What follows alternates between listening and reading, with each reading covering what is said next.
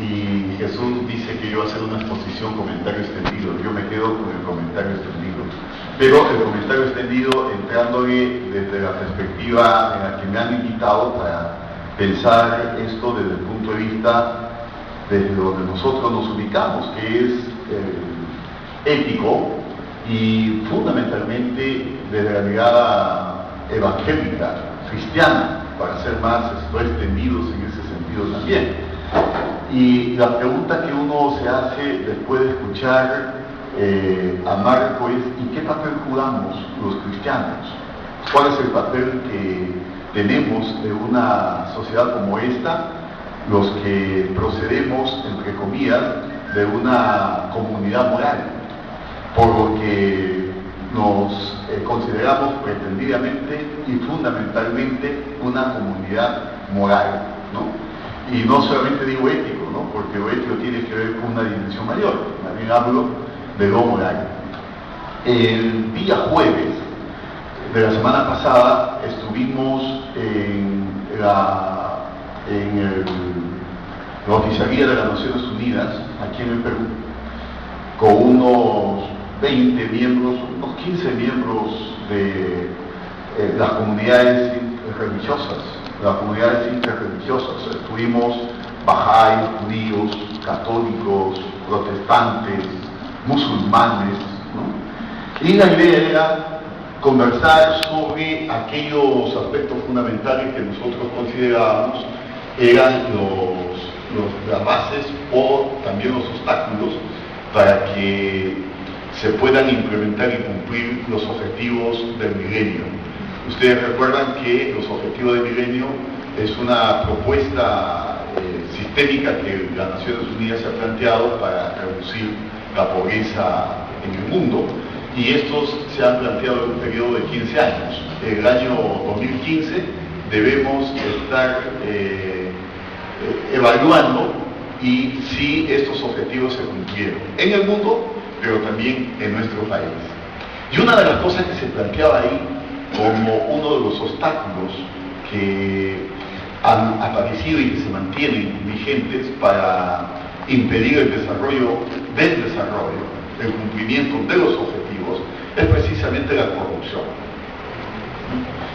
Y es curioso porque ahí estábamos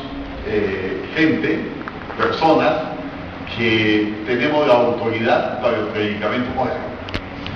Y no voy a decir el nombre, pero alguien por ahí dijo: bueno, nosotros somos una sociedad cristiana y se supone que tenemos que afirmar valores cristianos a fin de que nuestra sociedad pueda liberar sus potencias y sus capacidades y avanzar hacia la consecución de estos grandes objetivos, ¿no? Que no solamente benefician en perspectiva, no una propuesta y gestión de desarrollo, sino que están orientados y caminados a mejorar la vida humana y la vida de la población más pobre.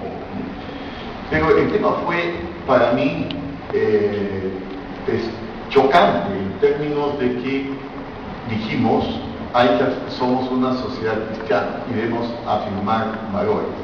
Y esta persona lo planteó en términos de que la corrupción es uno, como digo, de los elementos, de los factores más claves para avanzar o detener el proceso de desarrollo pleno. No estamos hablando de crecimiento económico, ¿no? No estamos hablando de mejora del PBI, no estamos hablando del aumento de nuestras reservas nacionales, estamos hablando del desarrollo humano pleno. Podemos tener crecimiento, pero no necesariamente desarrollo. Hace poco salió una información en la cual precisamente Andina nos reportaba que en el Perú hay 1.600.000 niños y niñas que son trabajadores de la calle, son trabajadores, ¿no? En una sociedad que crecemos cada vez sostenidamente al 6.5% al año, tenemos 1.600.000 niños que siguen trabajando y en el desempleo, en el desamparo absoluto, porque no hay ninguna medida de protección para esos niños. Y la mayoría de estos niños no están en las ciudades, están en el campo, ¿no? Este cuadro vuelve nuevamente a plantearnos la pregunta: ¿y qué hacemos? ¿Y cuál es cómo encarar el desafío desde los cristianos? Richard Niebuhr, un teólogo alemán radicado en Estados Unidos, un teólogo alemán norteamericano, decía que nosotros tenemos que vivir como hombres morales en una sociedad inmoral. Y por lo tanto, viviendo en una sociedad inmoral, tendríamos también que trabajar en perspectiva cuál es nuestro predicamento moral. Porque no basta que seamos cristianos en el mundo, no basta que seamos cristianos que estamos insertados en la sociedad, sino que necesitamos reinterpretar y resignificar nuestro sentido de la fe y hacerlo en el contraste con la sociedad y el mundo en el que vivimos, ¿no? Vivimos en una sociedad inmoral. ¿Cómo ser morales? Usando la palabra de Jesús, ¿cómo ser sal y luz en el mundo? ¿Cómo ser sal y luz en la sociedad en la que vivimos? Y todo este recuento que nos ha hecho Marco tiene un sentido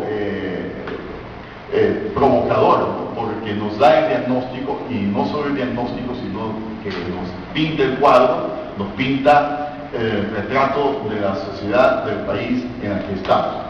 Hay lados oscuros, como él ha mencionado, y se ha encargado mucho de señalar aquellos aspectos negativos que tienen relación con el manejo de la cosa pública y por lo tanto la corrupción, pero nos dio también una lucecita de esperanza, en el sentido de que hay algo que se está haciendo, ¿no? Estamos construyendo alternativas, todavía no son suficientemente sólidas, todavía no están suficientemente institucionalizadas, pero ahí están, ¿no? Como posibilidad, como alternativa para decirnos a nosotros y apuntarnos en nuestra agenda también cuál es el desafío que tendríamos para trabajar en esa dirección. Una pequeña anotación: fue Toledo quien implementó el Consejo Nacional de Anticorrupción antes que Alan García. Interesante, fue Toledo, ¿no? Y nos tocó a nosotros, en representación del Concilio Nacional Evangélico, estar en el Consejo Nacional de Anticorrupción. Y lo menciono por una razón muy importante, anecdótica, pero también grave políticamente. Nosotros culminamos un plan nacional de lucha contra la corrupción, y cuando el Consejo de Ministros debería resolver su aprobación, de pronto se detuvo, ¿no? Y Eduardo Bayón nos decía hoy día que en el actual gobierno actúan los tres chiflados, ¿no? En la gestión de gobierno están actuando los tres chiflados, en una conversación que teníamos hoy día. Uno es, perdone que lo diga, lo repito, Eduardo, es Nadine y Palacio. El otro chiflado es el Ministerio de Economía y Finanzas. Y con Fico Arnía le decimos: ¿y el tercer chiflado quién es? Es el que está en la sombra, pero es el que tiene más poder, el que ejerce más poder. Y bueno, yo creo que este tema de la corrupción también se produce en esos mismos mecanismos, ¿no? El Consejo Nacional Anticorrupción que organizó Toledo nunca fue desactivado legalmente. O sea, en apariencia existe, porque no hay ningún decreto, ninguna ley que lo haya desactivado. Bueno, él decía esta mención, porque este es el contexto en el que vivimos. Esta es la situación que nosotros estamos afrontando. Y en medio de esas descripciones un poco oscuras, que hasta podríamos decir son desmoralizantes, ¿no? Pero también en medio de esas lucecillas que aparecen por ahí, que están como siguiéndonos o digamos ayudándonos a seguir un camino, cómo vivir nuestra fe. Y esa es la pregunta que como cristianos tenemos que hacerlo. Y Marco, hago énfasis en esa pregunta porque el contexto supone es pensar desde nuestra fe cómo actuar aquí, ¿no? Y tú tienes un mensaje más o menos en ese sentido por la tradición familiar, ¿no? Y aquí